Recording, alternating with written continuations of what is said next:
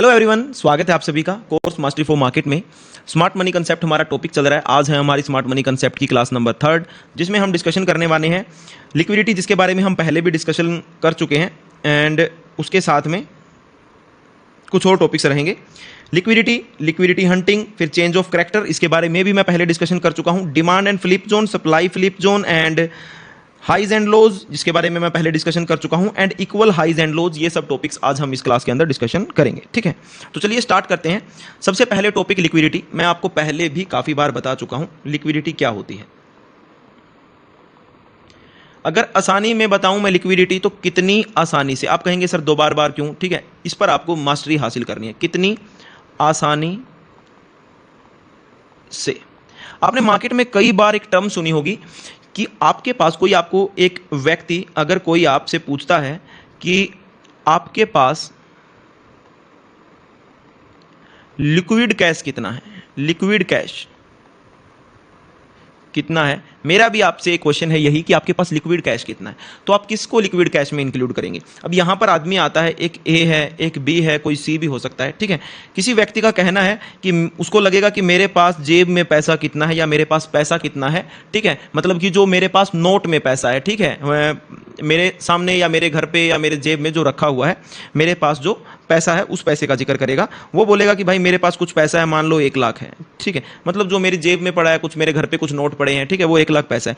B बंदा वो ये सोचेगा कि मेरे पास टोटल पैसा कितना है, मेरी नेटवर्थ कितनी है। वो हो सकता है बोल दे कि भाई मेरी 1 करोड़ नेटवर्थ है, मेरे पास 1 करोड़ रुपए हैं। एक सी बंदा है जो कि समझदार होगा। ठीक है, सी बंदा वैसे समझदार होता नहीं, लेकिन सी से चिराग भी है, ठीक है, तो समझदार होता है।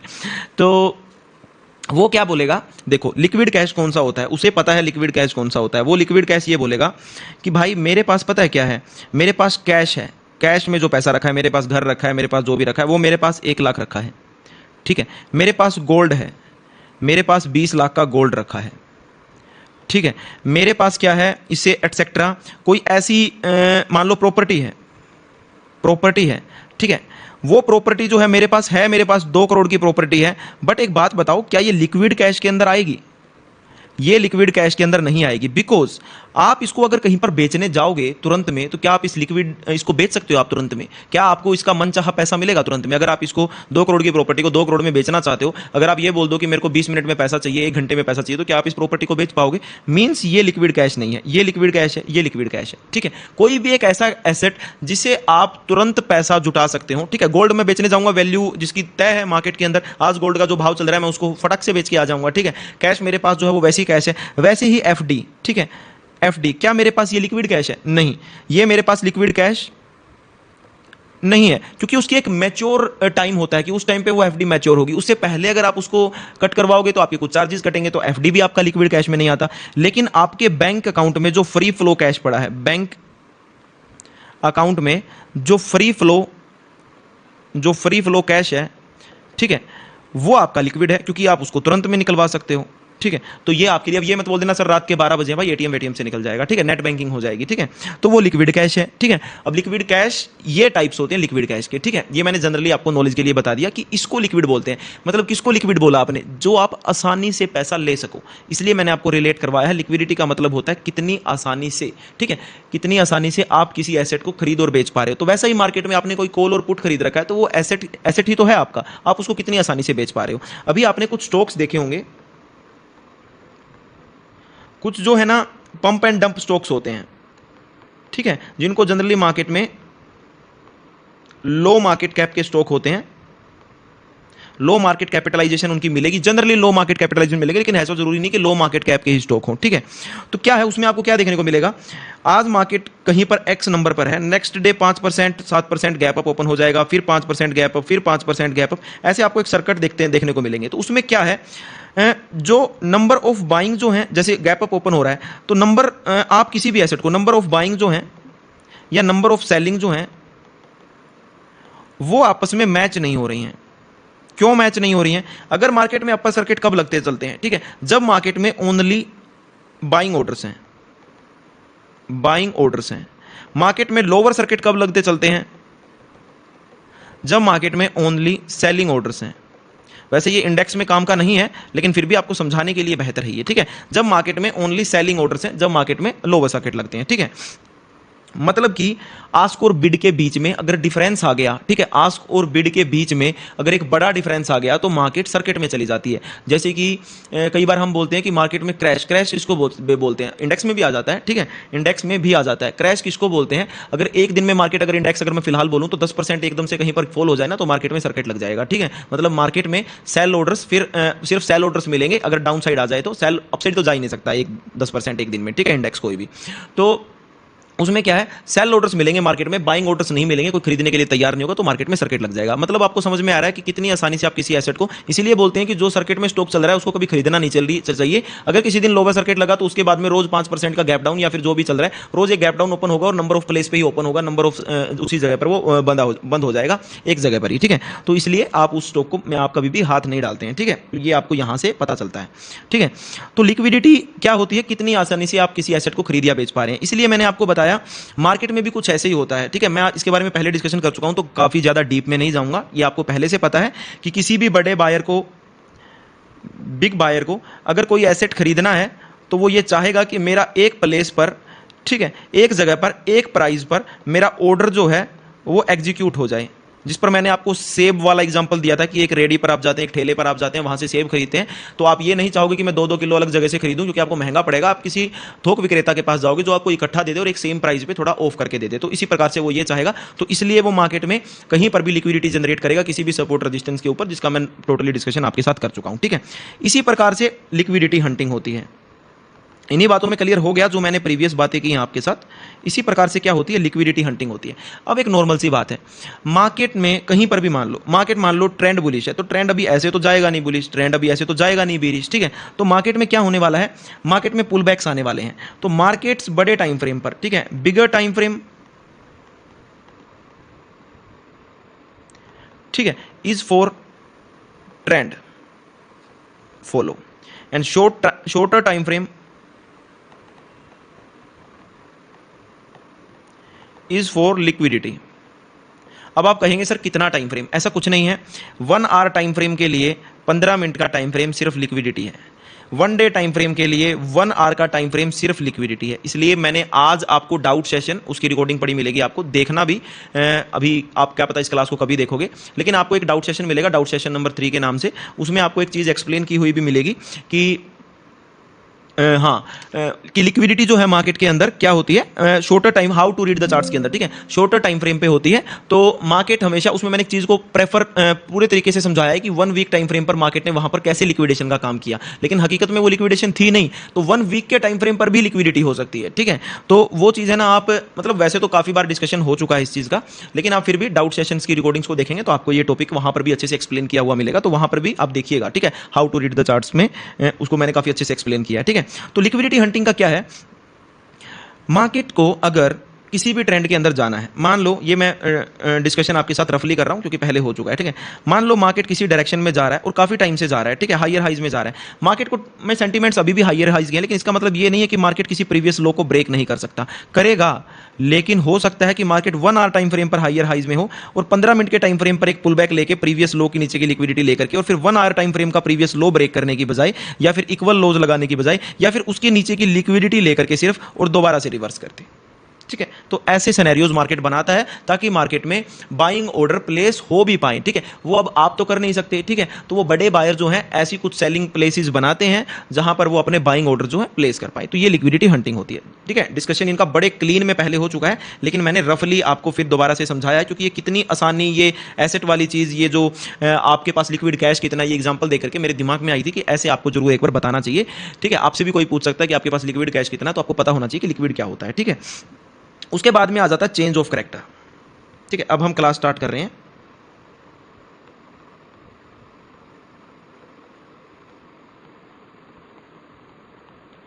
इसको COCH भी बोल देते हैं, CHOCH भी बोल देते हैं, ठीक है, या पूरा चेंज ऑफ कैरेक्टर है ही है, ठीक है। तो चेंज ऑफ कैरेक्टर आ जाता है, डिस्कशन मैंने पहले भी किया है, ठीक है।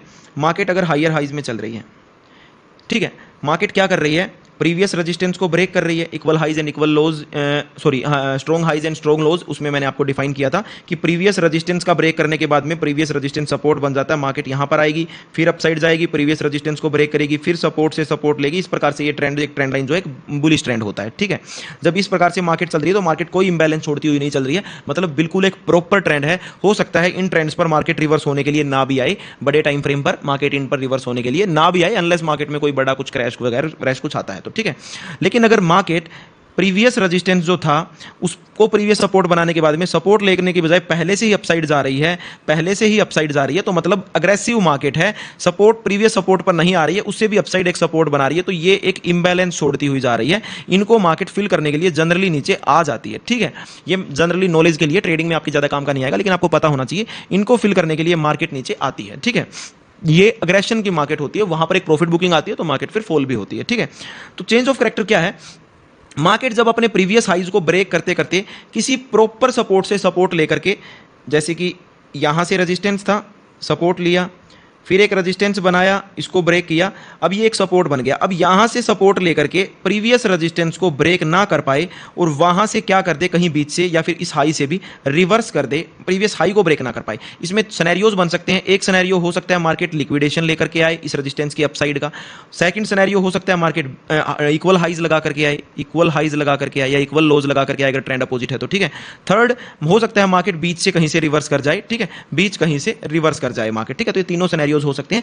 बीच से रिवर्स अगर करता है मार्केट तो इस पर एक स्पेशल टॉपिक है एसएमसी का, जो कि आज मैं आपके साथ डिस्कशन करूंगा, इसको ध्यान रखिएगा। इसको मैं अभी आपके साथ नेक्स्ट टॉपिक में डिस्कशन करूंगा। डिमांड फ्लिप जोन इसको बोलते हैं, ठीक है। डिमांड फ्लिप जोन अगर बीच से डिस्कशन करेगा तो इसको हम थर्ड टॉपिक को क्या बोलेंगे? Demand flip zone. अगर इक्वल हाइज लगा करके डिस्कशन करेगा तो इसको इक्वल हाइज ही बोलते हैं। लिक्विडेशन हम पढ़ ही चुके हैं। तीनों अलग अलग भी अपने आप में टॉपिक है और तीनों चेंज ऑफ कैरेक्टर के अंदर भी मैं आपको बता रहा हूं आपस में कोरिलेट करके, ठीक है। तो जब ये प्रीवियस हाई से को ब्रेक ना करके प्रीवियस लो को ब्रेक कर दे, इसको मार्केट में चेंज ऑफ कैरेक्टर कहते हैं। अब इसमें क्या है, अगर मार्केट में चेंज ऑफ कैरेक्टर बनते टाइम मार्केट में फेयर वैल्यू गैप बना है तो ये एक वैलिड क्या है, चेंज ऑफ कैरेक्टर है। लेकिन इसका मतलब ये नहीं है अगर मार्केट में फेयर वैल्यू गैप नहीं बना है तो वो चेंज ऑफ कैरेक्टर नहीं है, वो भी चेंज ऑफ कैरेक्टर ही है। उस पर भी आप ट्रेंड रिवर्स हो सकता है, उसमें भी आप ट्रेड लोगे, लेकिन चेंज ऑफ कैरेक्टर पे नहीं लोगे। अदर कुछ कन्विक्शंस पकड़ोगे, अदर कुछ जोन से निकालोगे जिसमें आप ट्रेड लेके जा सको, अगर वो वैलिड चेंज ऑफ कैरेक्टर नहीं है। अगर valid of change of character है तब भी आप चेंज ऑफ कैरेक्टर पे तो ट्रेड नहीं ले लोगे। अभी ऐसा तो नहीं है कि मार्केट हाइज में जा रही थी, मार्केट ने कहीं पर भी अपना प्रीवियस लो ब्रेक किया और आपने ट्रेड ले लिया, क्योंकि उसमें तो एक ट्रेंड लाइन भी थी, प्रीवियस सपोर्ट यहां पर ब्रेक हुआ है, ठीक है। लेकिन हो सकता है उसके बाद कहीं ट्रेंड लाइन ब्रेक हो सकता है ट्रेंड लाइन भी ब्रेक हो रही हो, लेकिन ये सपोर्ट आपका SUPPORT, ये सपोर्ट आपका स्ट्रॉन्ग बहुत ज्यादा है एंड मार्केट यहां कहीं से लिक्विडिटी लेकर के रिवर्स हो जाए। हो सकता है यहां पर 0.5 0.6 का रिवर्सल जोन हो, काफी सारे सिनेरियोज हो सकते हैं। तो इसलिए चेंज ऑफ कैरेक्टर जब हो रहा है तुरंत में ट्रेड नहीं ले लेना है, ठीक है। कन्विक्शंस कुछ और बनेंगे, एसएमसी के टॉपिक्स कुछ और चलेंगे, तो इसको हम चेंज ऑफ कैरेक्टर बोलते हैं या मार्केट स्ट्रक्चर शिफ्ट बोलते हैं। इसको मैंने आज दोबारा से इसलिए बताया क्योंकि मैंने ये तीनों टॉपिक्स जो कि एसएमसी के अपने आप में तीनों अलग टॉपिक हैं, इसको मैंने चेंज ऑफ कैरेक्टर के साथ कोरिलेट करना था कि ये तीनों टॉपिक्स में कैसे चेंज ऑफ कैरेक्टर बन सकते हैं, ठीक है। तो ये आपका चेंज ऑफ कैरेक्टर हो जाता है। इसको मैं प्रीवियस क्लास में वैसे भी how to read the charts में चार्ट ओपन करके अच्छे से समझा चुका हूं। किसी ने वो नहीं देखा है तो दोबारा से ध्यान से देखना, क्योंकि बीच बीच में मैं आपके साथ वो क्लासेस भी how to read the charts भी लेता रहूंगा। अभी यहां पे समझाना है, फिर चार्ट्स पे डिस्कशन भी होते रहते हैं क्लासेस के अंदर, ठीक है। उसके बाद में नेक्स्ट आपके लिए आ जाता है demand flip zone and supply flip zone. ये बड़ा इंपॉर्टेंट टॉपिक है, ठीक है। Demand flip zone and supply flip zone. Demand flip zone ज्यादा डिफरेंस नहीं है। मैंने अभी आपको एक चीज ध्यान पे दिलवाई है यहां पर कि डिमांड फ्लिप जोन, ये यहां पे लिखा है कि इसको ध्यान रखना, ठीक है। अभी बोला था ना डिमांड फ्लिप जोन को ध्यान रखना, कब बोला था? जब मार्केट बीच से कहीं से रिवर्स होती है, यहां से डिमांड फ्लिप जोन DFZ, ठीक है। काफी तरीके से बनता है, अभी आपको यहां पे समझा रहा हूं कि यहां पर किस तरीके से बनता है, ठीक है। डिमांड फ्लिप जोन क्या है? मार्केट हायर हाइज पे है,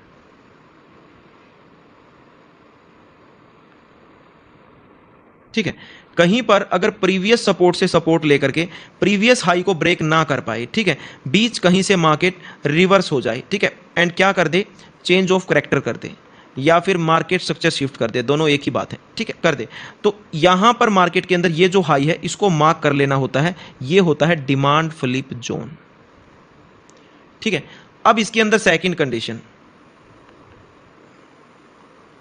मार्केट हायर हाइज में थी, मार्केट प्रीवियस हाई को ब्रेक ना करके प्रीवियस लो को ब्रेक करे, बट प्रीवियस हाई की लिक्विडिटी भी लेकर के आए, ठीक है, और फिर उसके बाद में यहां पर चेंज ऑफ करेक्टर करे, ठीक है, तो ये आपके लिए भी डिमांड फ्लिप जोन होता है।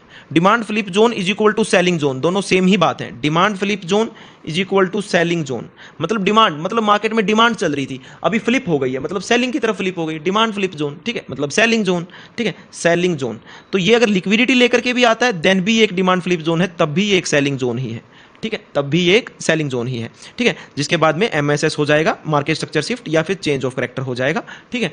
अभी ये डिमांड फ्लिप जोन या ये स्ट्रक्चर बनाते, हाँ, अगर ये इक्वल हाइज लगा करके आया है तब ये डिमांड फ्लिप जोन तभी बनेगा जब ये पूरा वैलिड हो जाएगा। इसमें वैलिड की कंडीशन होती है, ठीक है, तीनों में ही है वैलिड की कंडीशन, लेकिन उसमें थोड़ी सी ज्यादा होती है जब इक्वल हाइज लगा करके आ रहा है। हो सकता है मार्केट एक कंसोलिडेट रेंज में चली जाए। थर्ड कंडीशन क्या है, एक कंडीशन मैंने समझा दी, दूसरी कंडीशन मैंने समझा दी, एक कंडीशन बच गई इक्वल हाई की, ठीक है।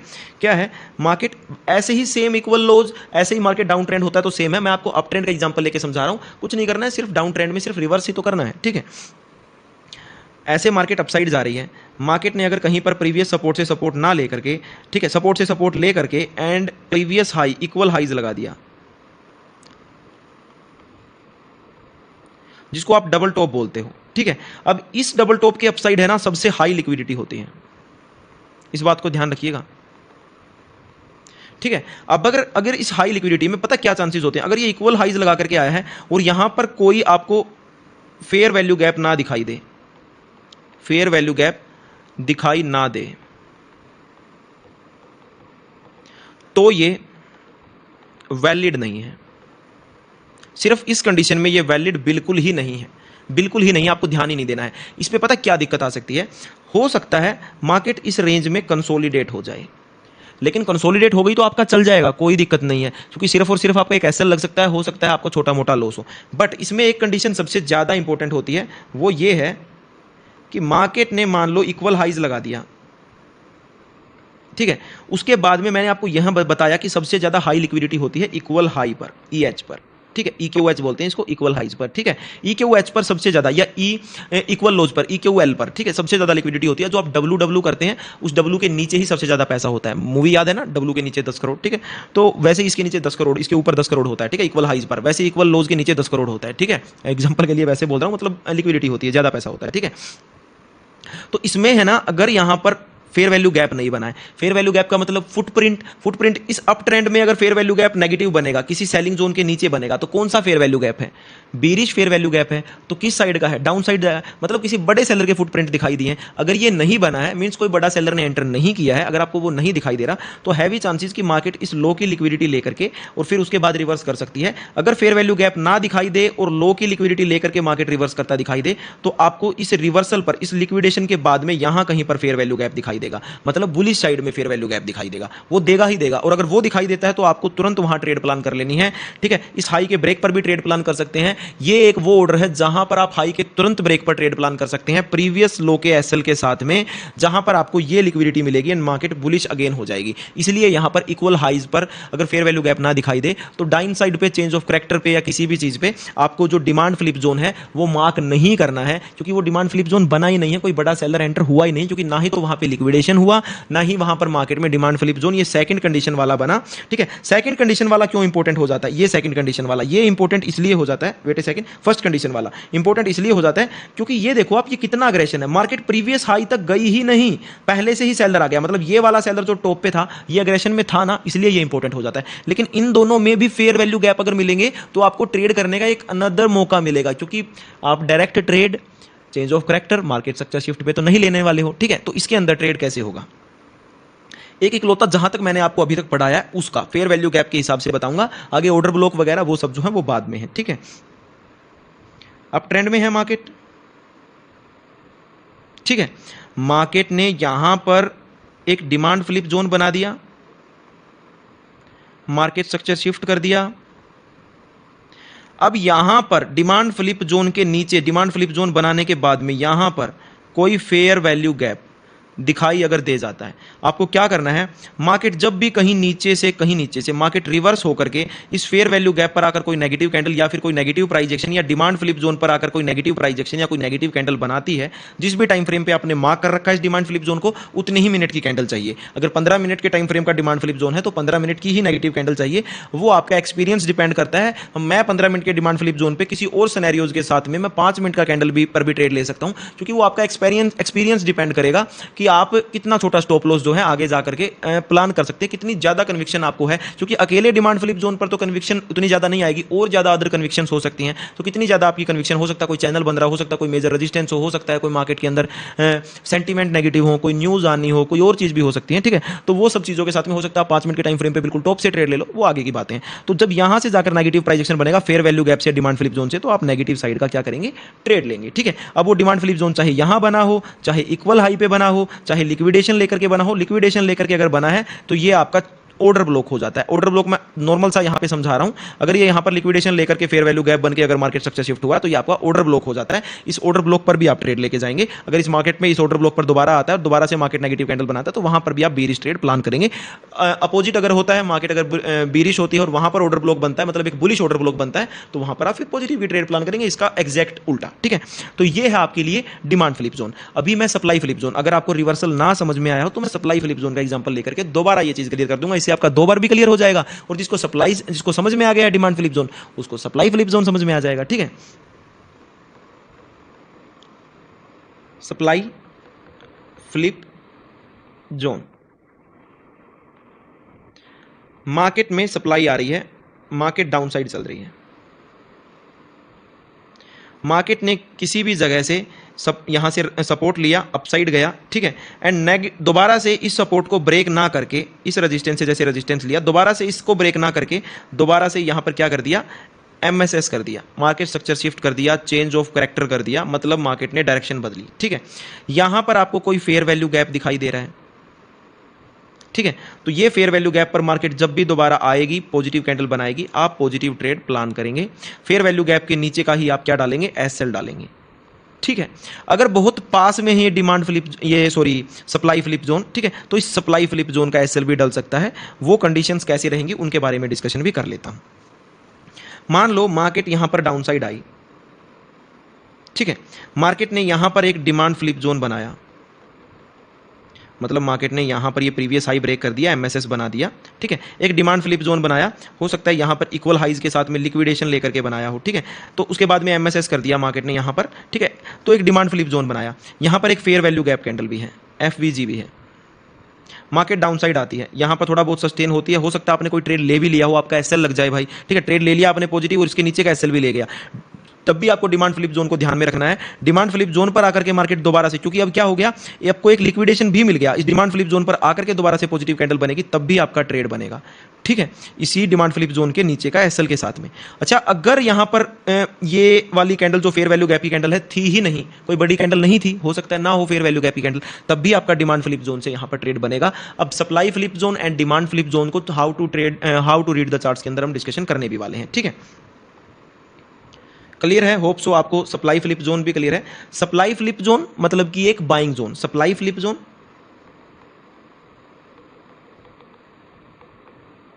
मतलब कि बाइंग जोन, मतलब सप्लाई रिवर्स हो रही है, फ्लिप हो रही है।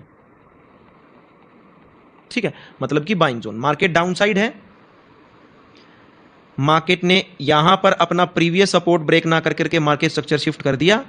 इस हाई की जो कैंडल है, जो अगर 15 मिनट के टाइम फ्रेम पर आप ये ढूंढ पा रहे हैं, तो 15 मिनट के टाइम फ्रेम पर ये आपके लिए SFZ बना 15, आप ऐसे मार्क कर लोगे SFZ 15, और SFZ 15 पर जब दोबारा मार्केट आएगी तो आपके लिए क्या बनेगा, एक ट्रेड बनेगा। ठीक है, आज SFZ से पहले भी कुछ ऐसे लेवल्स बनते हैं, जब मार्केट में मार्केट स्ट्रक्चर शिफ्ट होता है तो काफी कुछ ऐसी और भी चीजें बनती हैं, breaker block, mitigation block and liquidation zone बनता है एक आपका। ठीक है, वो भी अभी आगे क्लासेस में आपके सामने आएगा। अभी आप demand flip zone and supply flip zone को समझ चुके होंगे, इन्हीं को buying zone and selling zone भी बोलते हैं। Buying zone and selling zone plot करने का एक आसान तरीका मैंने आपको पहले शायद कोर्स में बताया भी है, आगे मैं how to read the the charts में बता दूंगा। एक डोजी कैंडल 1 घंटे के टाइम फ्रेम पे, एक डोजी कैंडल के बाद में एक बड़ी नेगेटिव कैंडल आपका 1 घंटे की इस डोजी कैंडल को सेलिंग जोन बना देती है, ठीक है। Selling zone and buying zone, ये मार्क लिख लेना, ये भी अगर मैंने प्रीवियस क्लास में ना बताया हो तो अभी बता रहा हूं, ठीक है। सेलिंग जोन बना देती है और 1 घंटे की कोई भी डोजी कैंडल अगर इसके बाद में एक बुलिश कैंडल पूरी बनती है, ठीक है, मतलब ये वाली डोजी कैंडल जो है ना, ये इसके इसी कैंडल के 50% से नीचे नीचे होनी चाहिए और उसके बाद में एक मारूबुजू कैंडल दिखाई देनी चाहिए।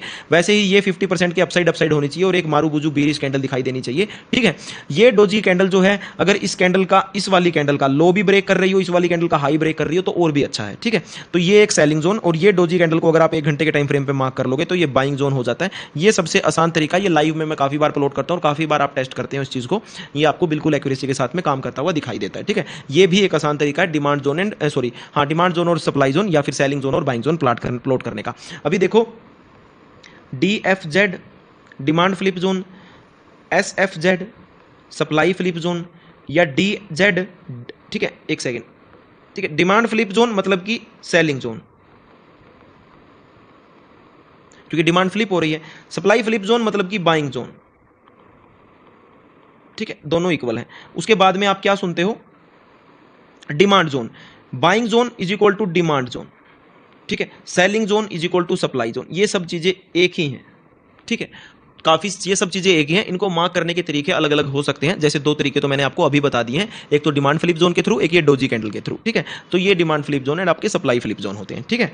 तो DFZ SFZ आपको समझ में आ गया होगा। उसके बाद में आ जाता है आपका हाइज एंड लोज। डिस्कशन हम कर चुके हैं, मोटा मोटा सा मैं एक बार फिर से रिपीट कर देता हूं,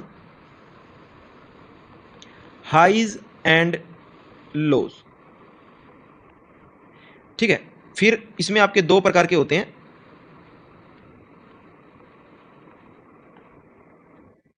week and strong. Bullish market के अंदर, बुलिश ट्रेंड के अंदर लोज स्ट्रोंग होते हैं,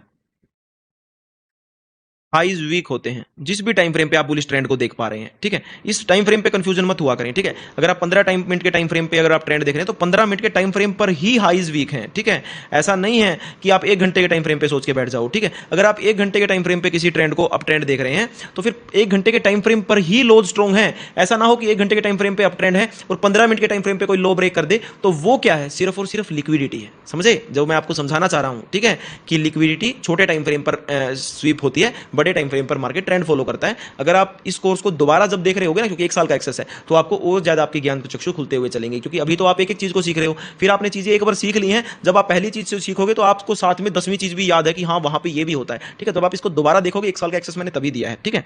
तो बुलिश ट्रेंड के अंदर लोज स्ट्रॉन्ग होते हैं, हाइज वीक होते हैं। वैसे ही बीरिश ट्रेंड के अंदर लोज वीक होते हैं एंड हाइज स्ट्रॉन्ग होते हैं। कैसे, ट्रेंड अगर बुलिश है, ठीक है, तो ये देखो प्रीवियस लो को नहीं ब्रेक कर रहा है, प्रीवियस लो को ब्रेक नहीं कर रहा है, ठीक है, एंड रेजिस्टेंस ब्रेक होता चल रहा है, ठीक है। तो क्या है, हाइज वीक है एंड लोज क्या है, स्ट्रॉन्ग है। इसी प्रकार से उल्टा है, ठीक है। ये मैंने आपको तब भी बताया था जब मैं आपको हाइयर हाइज, हाइयर लोज, ठीक है, या फिर लोअर हाइज, लोअर लोज ये पढ़ा रहा था, ठीक है। ये सब कुछ मैंने आपको शुरुआत की 2-3-4 क्लास के अंदर शायद पढ़ा दिया था, ठीक है। तो ये सब चीजें मैंने आपको तब भी बताई थी कि lower highs, higher highs, lower lows या फिर लोअर हाइज, हाइयर लोज, ये सब कुछ कैसे बनता है, ठीक है। वही सब चीजें हैं। जैसे यहां पर अगर आप देखेंगे तो ये एक लो है, ये एक हाइयर लो है, ठीक है, ये एक हाई है, ये एक हाइयर हाई है, ठीक है। अब ट्रेंड में हाइयर हाइज बनते हैं एंड हाइयर लोज बनते हैं, ठीक है। तो ये सब चीजें मैं आप पहले डिस्कशन कर चुका हूं, उनका डिस्कशन मैं नहीं करूंगा अब, ठीक है। हाइज एंड लोज हो गए। अब आ गए आपके इक्वल हाइज एंड लोज, जिसका डिस्कशन मैंने इस टॉपिक के अंदर supply flip zone and demand flip zone में कर दिया है, ठीक है। अब इसके अंदर जो इंपॉर्टेंट है वो बचता नहीं है कुछ भी। इक्वल हाइज एंड लोज के अंदर, इक्वल हाइज एंड लोज में एक ऑर्डर ब्लॉक बचता है, वो हम तब डिस्कशन करेंगे जब मैं ऑर्डर ब्लॉक का डिस्कशन कर चुका हूंगा, ठीक है। तो इक्वल हाइज एंड लोज पर एक सेटअप भी होता है, इक्वल हाइज एंड लोज पर एक सेटअप भी होता है जिसको हम डबल बॉटम डबल टॉप बोलते हैं। वो 2 प्रकार से ट्रेड होता है। अगर double top with liquidity SVEEP बना है तो फिर डबल टॉप ट्रेड होगा, अदरवाइज रिवर्सल ट्रेड होगा। कैसे, अगर मार्केट ने डबल बॉटम बनाया यहां पर, यहाँ पर डबल बॉटम बनाया, ठीक है, और ये लिक्विडिटी स्वीप के साथ बना है, तो यहाँ पर अदर कन्विक्शन हो सकता है 0.5 0.6 का जोन भी हो। अगर 0.5 0.6 का जोन एक लिक्विडिटी स्वीप के साथ डबल बॉटम बन जाए, इस हाई के ब्रेकआउट पर आप एक अच्छा ट्रेड अप साइड में प्लान करके जा सकते हो, ठीक है। अदरवाइज अगर यही आपका विदाउट लिक्विडिटी स्वीप बना हो तो फिर आप कभी भी इस पर अपसाइड ट्रेड प्लान करके नहीं जा सकते, मतलब मेजॉरिटी में कभी भी ट्रेड नहीं रहेगा। अदर कन्विक्शंस आपको कुछ और हुई तो आपका अपसाइड का ट्रेड हो सकता है। अदरवाइज अगर यहां पर लिक्विडिटी नहीं है तो हो सकता है यहां पर फिर इक्वल, यहां पर डबल टॉप बना दे, फिर मार्केट यहां से रिवर्स हो जाए, हो सकता है साइडवेज जोन बना ले। एंड उसके अलावा एक चीज और भी हो सकती है जो कि मैंने आपको अभी थोड़ी देर पहले बताई थी कि मार्केट डबल बॉटम और डबल टॉप के नीचे भी बहुत पैसा होता है, ठीक है। इस डबल टॉप के, अगर इसमें लिक्विडिटी स्वीप नहीं है तो इस डबल टॉप के ऊपर बहुत पैसा है, ठीक है, हाई लिक्विडिटी है, ठीक है। इस वाले सेलर ने यहां से सेल किया है, यहां से सेल किया है, अप ट्रेंड के अंदर 2 बार सेलर ने सेलिंग किया है। इस बार की सेलिंग में एक हैवी सेलिंग की जरूरत पड़ी होगी, तभी जाकर के मार्केट डाउन ट्रेंड आया है, ठीक है।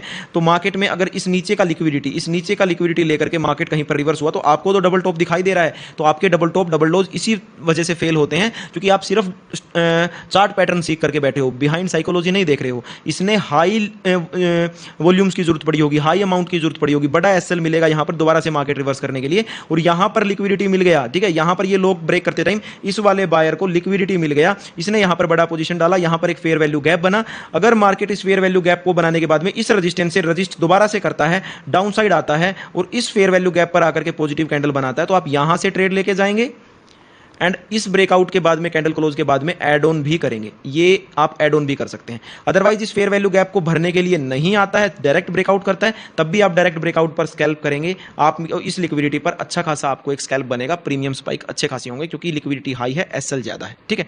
तो आज की क्लास यहीं पे समाप्त होती है। नेक्स्ट क्लास के डिस्कशन के साथ how to read the charts, मैं चार्ट्स पर भी कुछ आपके साथ डिस्कशन करूंगा जैसे कि प्रीवियस क्लास के अंदर मैंने किया था। तो आज की क्लास को यहां पर समाप्त करते हैं, तब तक आप हंसते रहिए, खेलते रहिए, मिलते हैं किसी अनदर क्लास के अंदर ऐसे ही। एंड धन्यवाद दोस्तों, बाय बाय।